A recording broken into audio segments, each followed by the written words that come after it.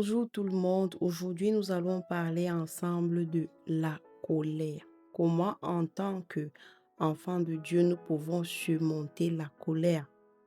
Oui, je ne peux pas parler de comment surmonter la colère sans présenter euh, quelle est la pensée de Dieu par rapport à l'état colérique. Dans Proverbe 24, il est écrit, c'est l'Éternel qui parle, hein, et il dit ceci. Celui qui se met en colère n'est pas différent d'un fou et ses œuvres ne peuvent pas prospérer. Donc, quand l'Éternel le dit, nous comprenons réellement que, aux yeux de Dieu, un colérique, c'est un fou qui devrait donc confier des choses de grande importance et de grande utilité à un fou ou à une folle. Mais personne dans cette société, encore moins notre Dieu qui est aussi intelligent. Donc ça veut dire que quand nous prenons cette parole, dans cette parole, nous comprenons en fait que la colère ne fait pas partie d'un de nos avantages que nous pouvons tirer en tant qu'enfants de Dieu. La colère, c'est quelque chose de dégoûtant. La folie, c'est quelque chose de grave. Donc, quand j'ai lu cette portion de l'écriture, j'ai donc compris que en manifestant la colère, moi, je me disqualifiais sur les richesses que Dieu m'a promis. Parce que quand on dit que tout a été accompli à la croix et que nous avons été bénis de toutes sortes de richesses spirituelles dans les lieux célestes en Jésus-Christ, comme le dit Éphésiens 1 au niveau du chapitre 13 à 14. Éphésiens 1, verset 13 à 14 dit que nous avons été bénis de toutes sortes de richesses spirituelles dans les lieux célestes en Jésus-Christ. S'il est bien vrai, bien aimé, que nous avons déjà été bénis et que c'est acté que nos bénédictions sont là depuis que nous avons accepté Jésus-Christ dans nos vies, l'Éternel nous dit que pour lui, quand il voit un colérique et une colérique, il assimile cet individu à un fou qui devrait donc déverser toutes les richesses spirituelles qui sont disponibles dans les lieux célestes à un fou. Si tu donnes les finances à un fou, comment il va gérer ces finances-là? Si tu donnes les hommes, les âmes à sauver et à prendre soin à un fou, comment ce fou va pouvoir prendre soin de ces âmes-là avec compassion et douceur et amour, pardon? Donc, en fait, j'ai compris que la colère nous disqualifia. Donc, bien que nous allons dire oui, il y a les commandements de Dieu, je ne mens pas, je ne fais du mal à personne. En réalité, nous qui manifestons la colère, nous faisons du mal à nous-mêmes plus qu'à autrui.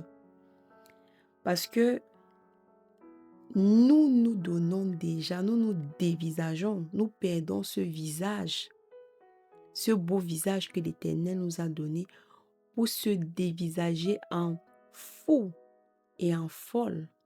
Le message est si urgent que celui qui baigne encore dans cette colère doit comprendre que la seule voie de sortie de cette colère, c'est être d'abord conscient que la colère, en fait, est désagréable aux yeux de Dieu et que nous nous disqualifions, nous nous faisons du mal plus qu'à autrui en manifestant la colère.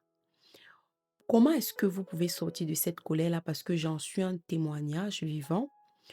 Je suis sortie de la colère là grâce à une rétrospection en fait. C'est-à-dire que je reste comme ça et puis je lis la parole de Dieu et j'arrive sur les fruits de l'esprit.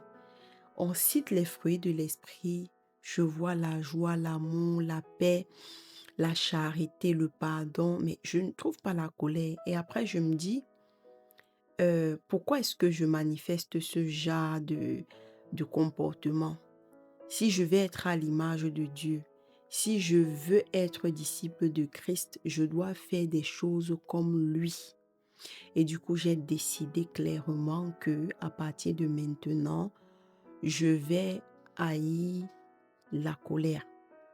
Et quelque chose m'a aidé dans tout ça, c'est mon époux, parce que mon époux, en fait, était vraiment une voie de sortie pour moi, celui-là qui me disait: «Ma chérie, tu te dévisages, cette colère te dévisage, elle n'est pas de toi, elle n'est pas de toi. Elle va te faire avoir les rides avant le temps. Tu es toujours en position fâchée. C'est comme si ce fâché était déjà ta seconde nature. Ton visage est toujours resserré. Et puis les enfants aussi, mes enfants aussi en ont payé beaucoup, hein. Ils en ont payé le prix de cette colère qui me dévorait parce que je n'étais pas patiente vis-à-vis de mes enfants. Je n'arrivais pas à pardonner, je n'arrivais pas à simplifier les choses. Il suffit que je donne des règles à suivre, qu'on ne les respecte pas. Tout de suite, je sors des punitions qui sont disproportionnées par rapport au problème en fait. Donc, j'ai pu sortir de là et l'arme que j'ai utilisée, c'était la confession. Quand je me mets en colère contre quelqu'un, je ne tourne pas le dos sans lui dire: «Je suis désolée. Ce qui s'est passé maintenant là n'est pas de moi. C'est désagréable.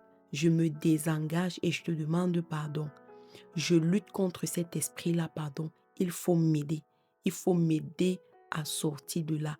Donc, c'est-à-dire que je me suis humiliée et j'ai commencé à demander réellement pardon à ceux qui m'avaient offensé.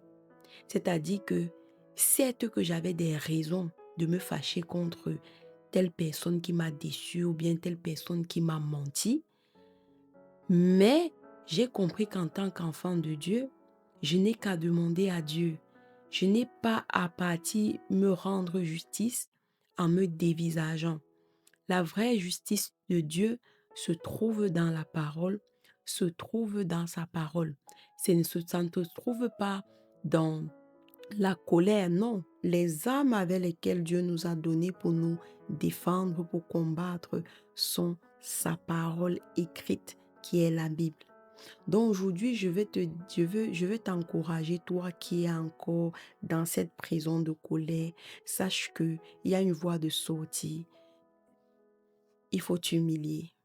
Il faut parler aussi à cet esprit de colère. Donc après avoir demandé pardon à celui que tu as offensé tout de suite, tu parles à l'esprit de colère. Esprit de colère, tu ne dois plus te manifester en moi.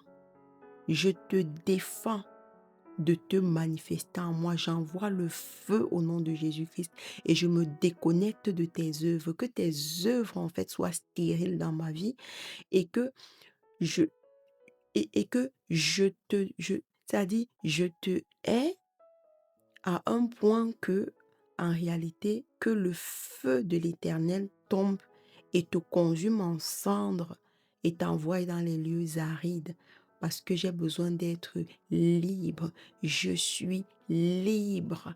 Je suis libre. Jésus m'a libéré.